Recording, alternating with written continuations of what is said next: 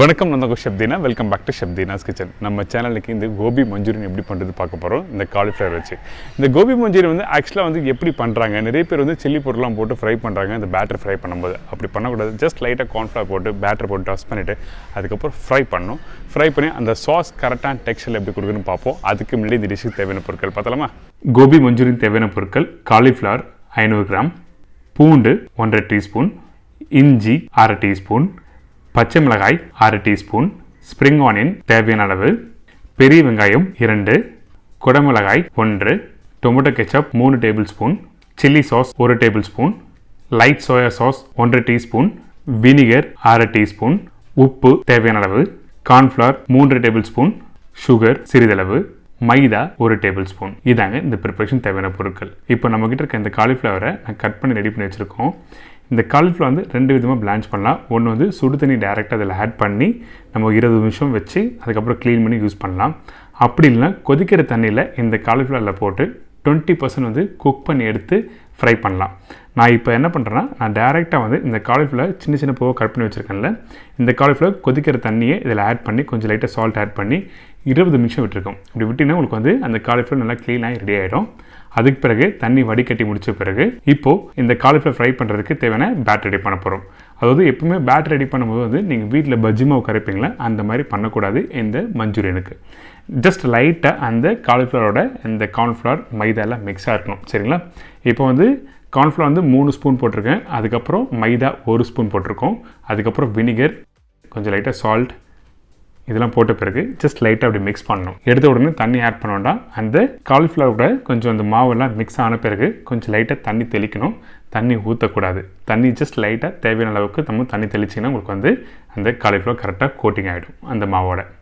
இப்போ பார்த்தீங்களா, கரெக்டாக நான் சொன்ன மாதிரி வந்து அந்த மைதா அந்த கார்ன்ஃப்ளவர் கரெக்டாக கோட்டிங் ஆகிருக்கு. தண்ணி அதிகமானாலும் உங்களுக்கு வந்து பஜ்ஜி பேட்டர் மாதிரி ஆகிடும்.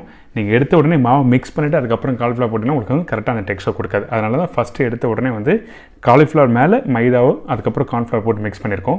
இதுக்கப்புறம் எண்ணெய் சூடாக இருக்குது. எண்ணெய் நல்லா சூடான எண்ணெயில் வந்து நீங்கள் இந்த காலிஃப்ளவரை 1 by 1 ஆட் பண்ணுங்கள். எதுக்காக நான் சொல்கிறேன்னா, நீங்கள் லோ ஃப்ளேமில் ஃப்ரை பண்ணி எடுத்திங்கன்னா உங்களுக்கு வந்து அந்த சாஸோட போட்டு டாஸ் பண்ணும்போது உங்களுக்கு அந்த ப்ரிப்பரேஷன் சாப்பிடும்போது நல்லா வராது. அந்த டேஸ்ட்டு ப்ராப்பராக உங்களுக்கு எடுத்து கொடுக்காது. அதனால் நல்லா கிறிஸ்பியாக இருக்குன்னு சொல்லியிருக்கேன். ஸோ இப்போ பாருங்கள், அந்த ரெடியான காலிஃப்ளவர் கையில் உடச்சி காமிக்கிறேன். இந்த அளவுக்கு நல்லா கிறிஸ்பியாக ஃப்ரை பண்ணி எடுத்துருங்க.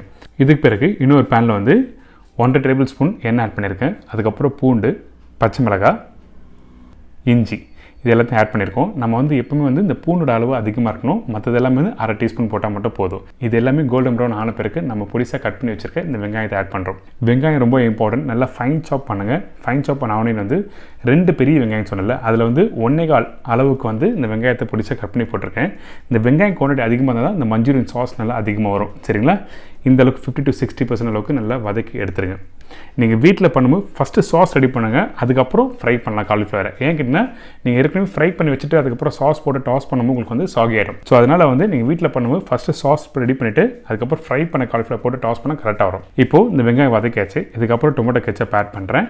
டொமேட்டோ கெச்சப் ஆட் பண்ண பிறகு சோயா சாஸ். இந்த சோயா சாஸ் வந்து 2 விதம் இருக்குது. ஒன்று லைட் சோயா, ஒன்று டார்க் சோயா.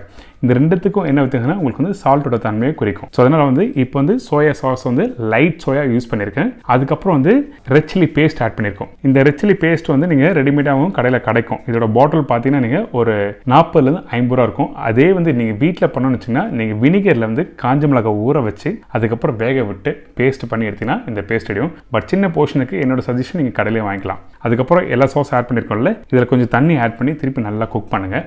தண்ணி ஆட் பண்ண பிறகு குக் பண்ணி முடிச்ச பிறகு கொஞ்சம் லைட்டாக சுகர் ஆட் பண்ணுறோம். இந்த சுகர் வந்து ஜஸ்ட் லைட்டாக மைல்டாக தான் இருக்கணும், அதிகமாக இருக்கக்கூடாது. நம்ம ஆல்ரெடி கெச்சப் போட்டிருக்கோம். அந்த புளிப்பு தன்மையை கட் பண்ணுறதுக்காக மட்டும்தான் இந்த சுகர் ஆட் பண்ணுறோம். இதுக்கப்புறம் சால்ட், வினிகர் ஜஸ்ட் லைட்டாக நீங்கள் 1/4 டீஸ்பூனுக்கு கம்மியாக ஆட் பண்ணால் மட்டும் போதும். இதெல்லாம் ஆட் பண்ண பிறகு நம்ம கட் பண்ணி வச்சுருக்க இந்த குடமிளகாய்.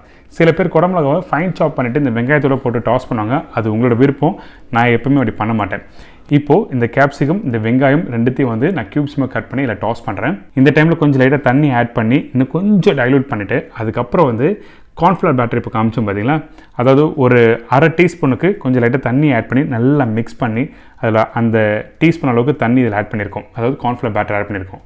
இந்த கார்ன்ஃப்ளவர் பேட்டர் எதுக்காக ஆட் பண்ணால் உங்களுக்கு லைட்டாக அந்த சாஸோட டெக்ஸ்சர் உங்களுக்கு கொடுக்கும் திக்காக. இப்போது இந்த சாஸ் ரெடி ஆகிடுச்சு. இதுக்கப்புறம் ஃப்ரை பண்ணி வச்சுருக்க இந்த காலிஃப்ளவர் இதில் ஆட் பண்ணுறேன். நம்ம வீட்டில் சைனீஸ் ஓக் இருக்காது. அதனால் வந்து நம்ம வீட்டில் இருக்க கடாயை வந்து நீங்கள் ஜஸ்ட் லைட்டாக ஒரு சைடு பிடிச்சிட்டு ஷேக் பண்ணி நீங்கள் இப்படி மிக்ஸ் பண்ணிங்கன்னா உங்களுக்கு கரெக்டாக வந்து அந்த சாஸ் அதுக்கப்புறம் வந்து இந்த காலிஃப்ளவர் கரெக்டாக மிக்ஸ் ஆகிடும். நிறைய பேர் வந்து இந்த கார்ன்ஃப்ளவர் பேட்டர் வந்து நீங்கள் வீட்டில் பண்ணும்போது செமி கிரேவிக்கு தான் யூஸ் பண்ணுவாங்க. ஆனால் இந்த மாதிரி ட்ரை ப்ரிப்பரேஷன் நீங்கள் வீட்டில் பண்ணும்போதும் கொஞ்சம் லைட்டாக அந்த கார்ன்ஃப்ளவர் பேட்டர் நீங்கள் ஆட் பண்ணால் தான் உங்களுக்கு அந்த டெக்ஸ்சர் கரெக்டாக கொடுக்கும். சரிங்களா? அது ரொம்ப இம்பார்ட்டன்ட். இப்போது ரெடி ஆகிடுச்சு. இதுக்கப்புறம் வந்து நம்ம கட் பண்ணி வச்சிருக்க இந்த ஸ்ப்ரிங் ஆனியன், வீட்டில் ஸ்ப்ரிங் ஆனியன்னா உங்களுக்கு அதுக்கு ஆல்டர்னேட்டிவாக கொத்தமல்லி ஆட் பண்ணலாம். சரிங்களா? இப்போ பார்த்தீங்களா ரெடியான அந்த கோபி மஞ்சூரியன் கரெக்டாக கையில் காமிக்கிறேன். இப்போ அழகாக நீங்கள் எடுத்து சர்வ் பண்ண இந்த கோபி மஞ்சூரியன் ரெடி. ஏன்னாங்க இப்போ இந்த டிஷ் எப்படி பண்ணுறது எல்லாருக்கும் ஈஸியாக தெரிஞ்சிருக்கும். ரொம்ப ஈஸி மெத்தட் ப்ரிப்பரேஷன். கண்டிப்பாக உங்கள் வீட்டு கிச்சனில் போய் ட்ரை பண்ணுங்கள். ட்ரை பண்ணி பார்த்து அதோட ஃபீட்பேக் கொடுங்க. இதே மாதிரி நாளைக்கு இன்னொரு சூப்பர் டிஷ்ஷஸ் நினைக்கிறேன். நன்றி, வணக்கம்.